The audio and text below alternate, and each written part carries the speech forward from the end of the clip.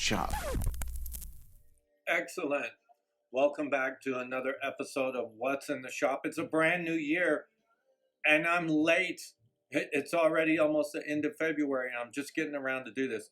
By the way, thanks to Morgan, a dude I met who came in the store a couple years ago during the COVIDiacy phase of our life. And well, he showed back up in town and he asked me if I had done one of these lately. And I said, you know what? I need to do that. So I had some new stuff come in, some new singles that have come into the store that I think are interesting enough to talk about. So let's get down and get with it and talk about some of these singles, some of the new stuff that's in the shop. Let's take a look at this. First up, I really love this band in the 80s. They kind of fell apart by the end of the 80s, but I'm thankful I got to see them in England shortly after their prime, but still I got to see them, so that was a big thrill for me. I'm talking about the harbingers of the fifth generation of rock and roll. Do you know who that is? Do you know? You? I'm talking about Sigue, Sputnik. Awesome band. Fun while it lasted. Started by Tony James from Generation X, of course. Put together a motley crew, so to speak, of dudes. He liked the way they looked, so he said, "Hey, let's form a band."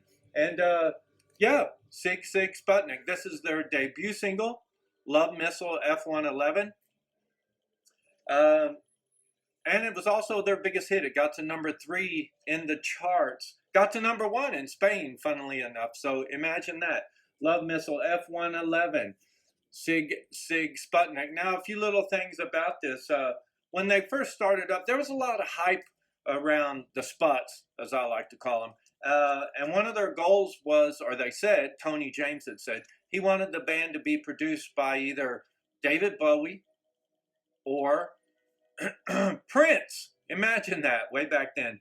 Well, a couple things about that. When Prince heard their demo tape, he turned them down because he said the Sputs were too violent. Later on, though, they never got produced by Bowie, but Bowie did go on to cover this very song as a B-side. He recorded it during the reality sessions, and it showed up on the B-side of New Killer Star. So they didn't get produced by Bowie, but Bowie covered Sigue Sputnik. That's some sort of validation in itself.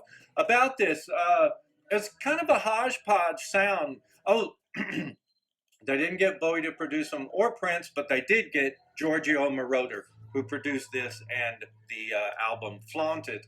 Now, Tony James said their sound kind of came up by accident when he was putting together like a short video for this track to shop around, like a video for their demo, and he was using little film clips and sound bites and whatever. And that's kind of how it all came together, their quote-unquote sound. Now, a few bits about that, though. When this first came out, there's a couple different mixes, a couple different versions. This one is the purple, has the purple stripe, which is written in English. There's also another version that has a red stripe, where it's written in Russian, and another version that's blue, where it's written in Japanese. But this one here in the shop is the English version. But anyway, a couple different versions of, or mixes of Love Missile Love Missile F-111.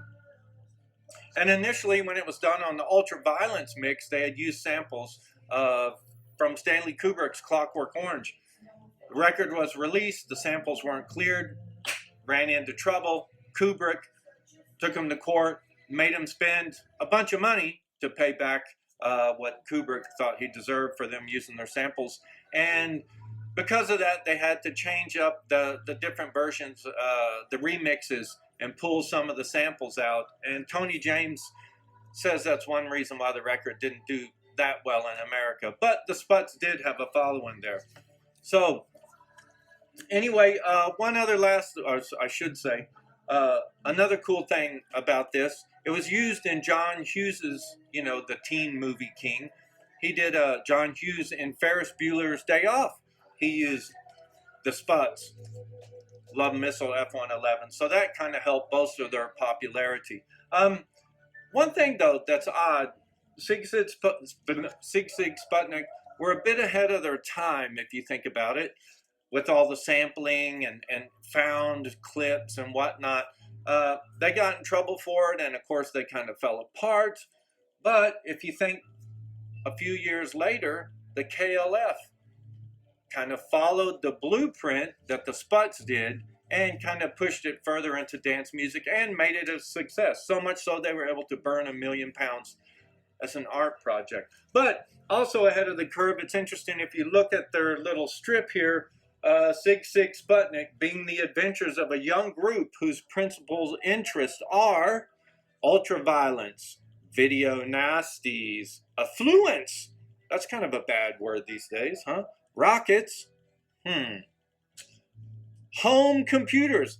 How far ahead of that is that ahead of the curve? This is what, 80, 86, 85, 86. Home computers. And of course, excitement is one of their big interests. Sigue Sputnik, Love Missile F-111. You want to check this out. This isn't that easy to find, actually, so it's cool to have this in the shop. Another one, another band from the 80s. First band, or shall I say, second band ever in British history to have all their first 3 singles go to #1. The first group to ever do that was Jerry and the Pacemakers, if I remember that right. And the second group to ever do that was Frankie Goes to Hollywood. So, what do we have here? We have their third single, which went to #1, obviously, The Power of Love. Great song, actually. It's probably my favorite off of their debut album, Welcome to the Pleasure Dome. I actually love this track. This is the envelope version. Comes in an envelope. There's another sleeve inside. Shall we take a look at what's inside? And then we have this sleeve inside. This is a slightly different sleeve than the unenveloped version. A little bit about this real quick. Frankie Goes to Hollywood had a lot of controversy about them, but where did they get their name? Holly Johnson said he saw a story in New Yorker magazine and saw a picture of a newspaper that said Frankie Goes to Hollywood, and it was with Frank Sinatra. But actually, that was a picture of a poster, a made-up poster by pop art Guy Payart, or Pielart, or Payart. How do you say his name? Guy Payart. He did David Bowie's Diamond Dogs cover. But anyway, he had done this knockoff movie poster about Frank Sinatra going to the West Coast. Frankie Goes to Hollywood. Get it? Anyway, Frankie Goes to Hollywood was on ZTT, Zang Tum Tum Tum Tum Tum. I don't remember how to say it. That was the label that the Art of Noise were on, and they were tied into that. Paul Morley and, I just forgot his name, Trevor Horn were the co-founders of ZTT. And Paul Morley liked to push the boundaries. He did it, well, both of them did with Art of Noise, but also with Frankie. It was a huge advertising campaign, and they had a lot of tricks up their sleeves and whatnot. And actually, when they released this, The Power of Love, before it even came out, the ad campaign boasted it was Frankie Goes to Hollywood's third #1 single. As luck would have it, it did end up hitting #1, but only spent 1 week there. It was released in December of, what was it, 80, was it 84? I don't even remember what year it was.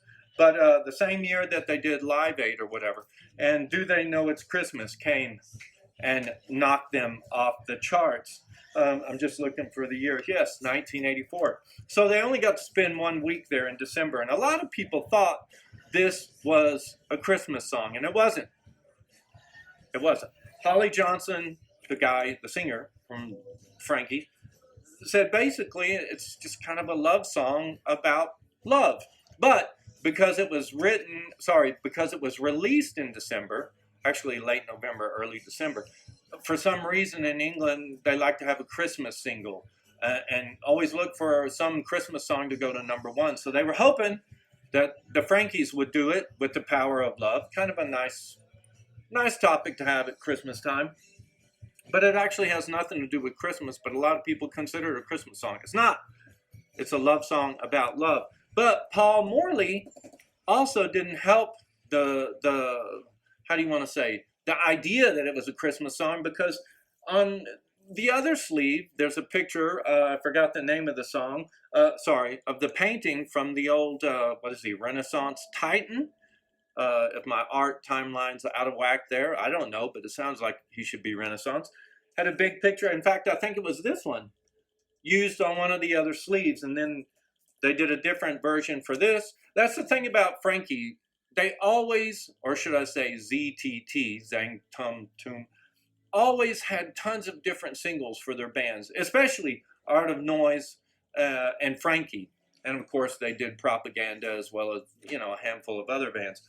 But what I meant to say, and I started talking about Christmas and the power of love, is that Paul Morley, the co-founder, he's the one that behind the advertising campaign that said their third #1 single, and it did go to #1. But he later confessed one of his whole things, his ideas with Frankie, was he was going to have a theme of singles to come out, and they were going to be sex, war, and religion. Frankie's first single was Relax. What was that about? Went to #1. Frankie's second single, Two Tribes. What was that about? Went to #1. And Frankie's third single, not really about religion, but love. And that too went to #1.